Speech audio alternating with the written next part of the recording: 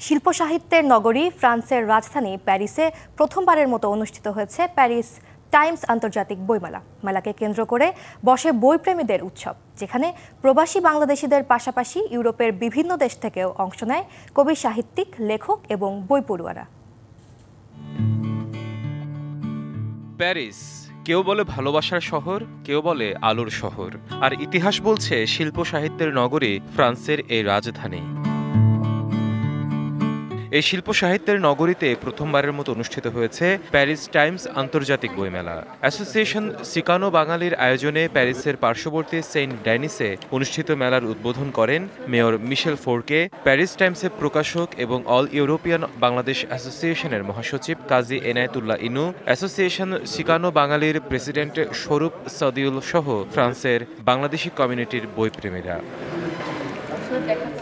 মেলায় প্রবাসী বাংলাদেশিদের পাশাপাশি ইউরোপের বিভিন্ন দেশ থেকে কবি, সাহিত্যিক, লেখক এবং বইপ্রেমীরা অংশ নেন। মেলায় মোড়ক উন্মোচন করা হয় বলা বাহুল্য এবং আলোকচিত্র ও ভ্রমণভিত্তিক গ্রন্থ প্যারিসের ছবি নামে দুটি গ্রন্থের। শিয়া বাটার ও ভিটামিনে সমৃদ্ধ লিলি বিউটি সোপ, তারুণ্যময় উজ্জ্বল ত্বকের জন্য।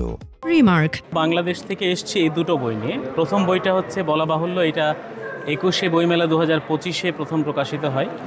এরপরে এই বইটাই ইংলিশে অনুদিত হয়েছিল এবং এটা প্রকাশিত হয়েছে। ইউরোপেও এই দেশেও আমাদের দেশের সাহিত্য চর্চা, সংস্কৃতি চর্চা সেটা অব্যাহত রাখার ক্ষেত্রে এই বইমেলা একটা বড় অবদান রাখবে।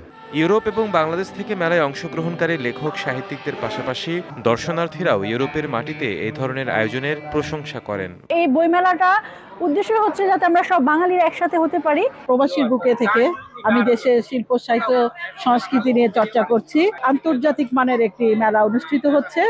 আমরা আশা করব যে এটি প্রতি বছর এই বই মেলাটি এবং বাংলা উৎসব আয়োজিত হবে। বইমেলাকে কেন্দ্র করে মেলায় ছিল বিভিন্ন রকম মুখরোচক খাবার এবং দেশীয় পণ্য সামগ্রীর স্টল। এতে বই কেনার পাশাপাশি দেশীয় খাবারের স্বাদ নিয়েছেন দর্শনার্থীরা। ভবিষ্যতে আরও বড় পরিসরে এমন আয়োজনের আশাবাদ ব্যক্ত করেন আয়োজকরা। DBC news desk.